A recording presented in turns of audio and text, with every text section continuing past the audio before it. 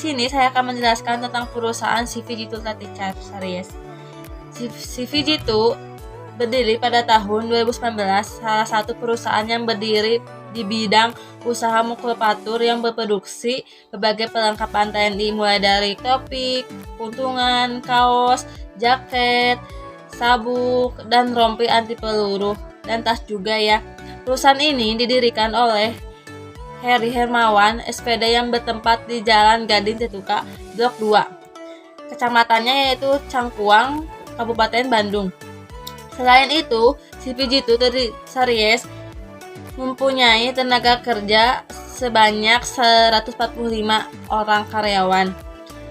CVG juga mempunyai 4 cabang ya. Baik, di sini saya akan menjelaskan tentang rencana pengembangan. Rencana pengembangan yang akan kami ambil yaitu inovasi baru untuk mengubah bahan kaos loreng yang dulunya berasal dari bahan standar PE sekarang menjadi bahan kaos dari Drivet dan berkualitas, sehingga kaos-kaos perlengkapan TNI ini mempunyai ketahanan yang kuat, ditunjukkan untuk iklim hutan yang panas, lembab, dan basah. Penjahitan kaos juga sangat bagus dan rapi. Kaos latihan ini dijual sekitar 30.000 per pieces.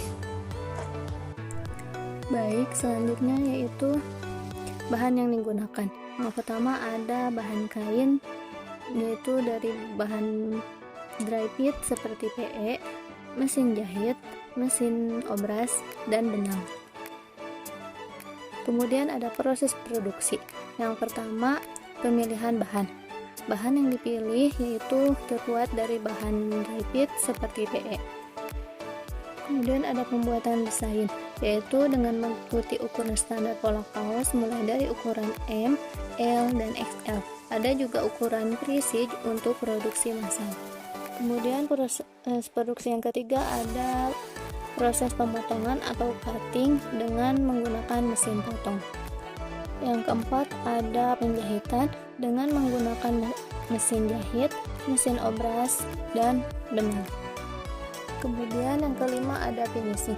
Proses finishing dilakukan pengecekan hasil produksi jahitan seperti membersihkan kaos, pemotongan, dan membuang atau merapihkan benang. Yang terakhir yaitu pengemasan dengan menggunakan plastik bening agar lebih praktis dan ekonomis. Ini ada laporan arus kas yang dimana tahun 2022 kas bersihnya yaitu 3.292.917. Untuk kas bersihnya dari aktivitas operasi tahun 2024 dan kenaikan menjadi 37.132.154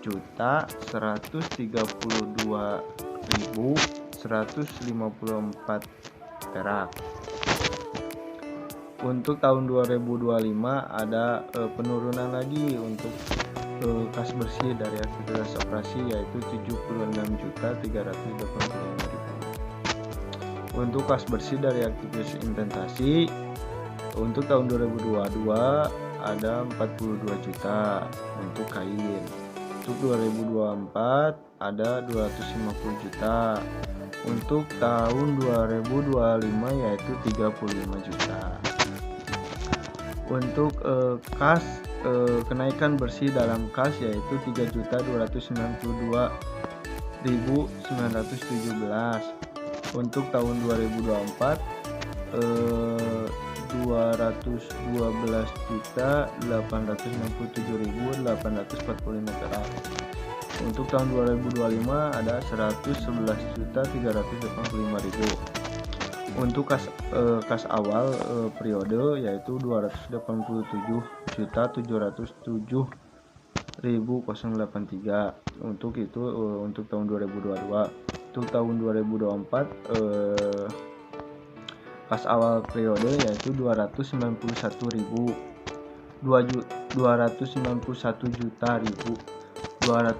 juta. Untuk tahun 2025 yaitu 78.132.154 perak. Untuk kas akhir Untuk tahun 2022 yaitu 291 juta. Untuk 2024 78.132.154 perak. 2025 ada 189.517.154. Terus di sini ada analisis kelayakan implementasi seperti buyback period, asumsi syarat pengembalian 5 tahun.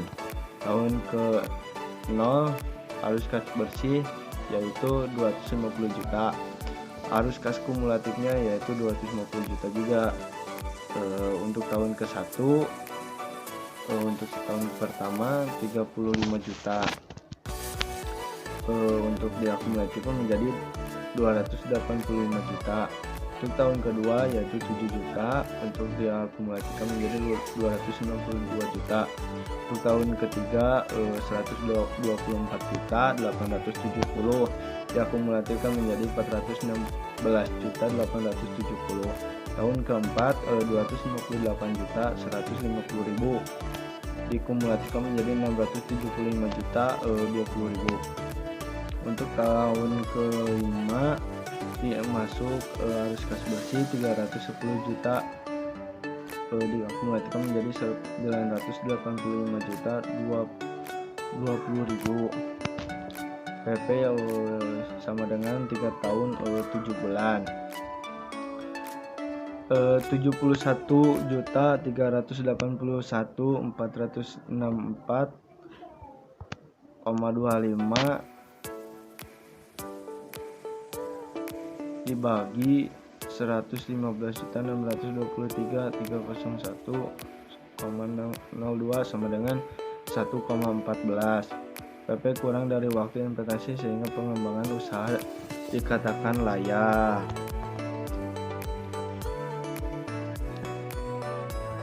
Untuk net present value untuk tahun pertama arus kas bersihnya yaitu 250 juta, diakumulasikan menjadi 290 juta. DF 14% yaitu menjadi 1. VVIF nya 250 juta, asumsi ke 14%.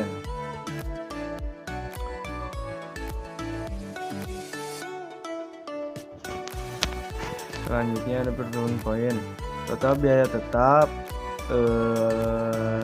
dibagi harga jual per unit produk dikurangi biaya variabel setiap unit produk rupiah, sama dengan total biaya tetap bagi margin kontribusi per unit kali harga jual per unit. Total biaya overhead pabrik yaitu 45 juta.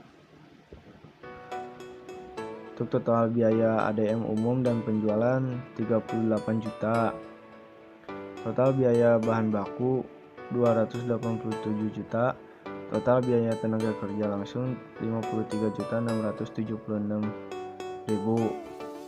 Untuk kontribusi per unit yaitu 4.644 untuk tahun 2024. Untuk tahun 2025 6.439, untuk tahun 2026 7.154, untuk tahun 2027 9.350, untuk tahun 2008 11.100. Untuk rupiahnya yaitu 285.952.000. Untuk tahun selanjutnya 225.564. Untuk tahun selanjutnya 220.427.000. Untuk tahun selanjutnya 217.58.824 perak.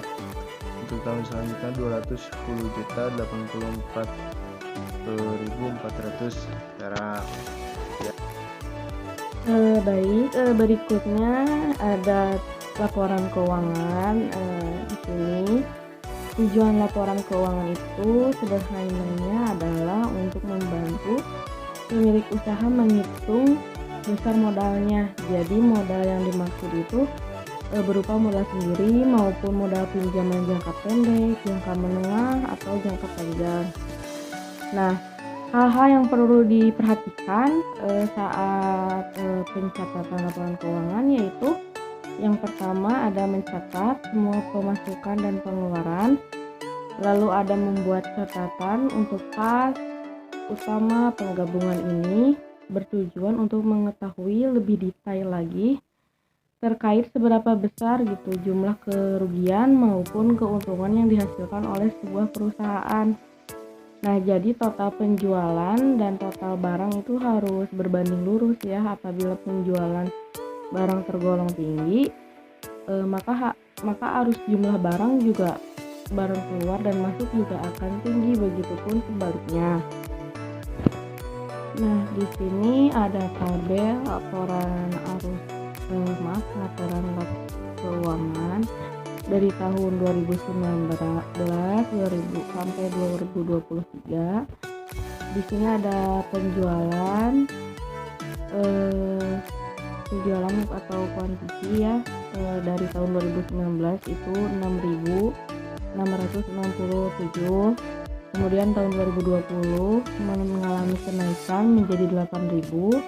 Pada tahun 2021 9.600, 2022 11.520, dan 2023 13.824. Nah, di sini juga tertera ya harga barang per pieces itu dari sananya itu dari tahun ke tahun itu mengalami peningkatannya dari 22.000 sampai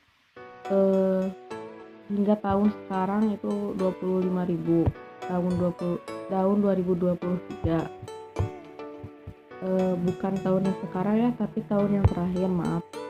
Nah, ada harga barangnya juga. Jadi harga barangnya itu, harga jualnya itu 30.000 per pieces ya. Lalu di sini ada laba kotor dari tahun 2019 53.333.000 sampai dengan tahun terakhir yaitu tahun 2023 ya, mengalami peningkatan juga 69.120.000. Di sini ada beban operasional ya, yang seperti gaji karyawan, perlengkapan kantor, kebutuhan dapur, makan, sewa tempat, listrik, servis motor, beban penyusutan juga, dan yang lain-lain ya. Jadi total biaya operasional itu dari pada tahun 2019 itu 44.422.000 hingga saat ini mengalami terus kenaikan juga menjadi 47.825.000. Nah, lalu ada laba bersih ya dari keseluruhan, yaitu dari tahun 2019 itu ada berkisar 8.931, tahun 2020 11.125.000, pada tahun 2021 16.775.000, pada tahun 24.245.000, dan pada tahun terakhir yaitu tahun 2023 21.295.000. Sehingga kalau diakumulasikan laba bersih dari keseluruhan dari tahun 2019 sampai 2023 adalah 82.371.250.000.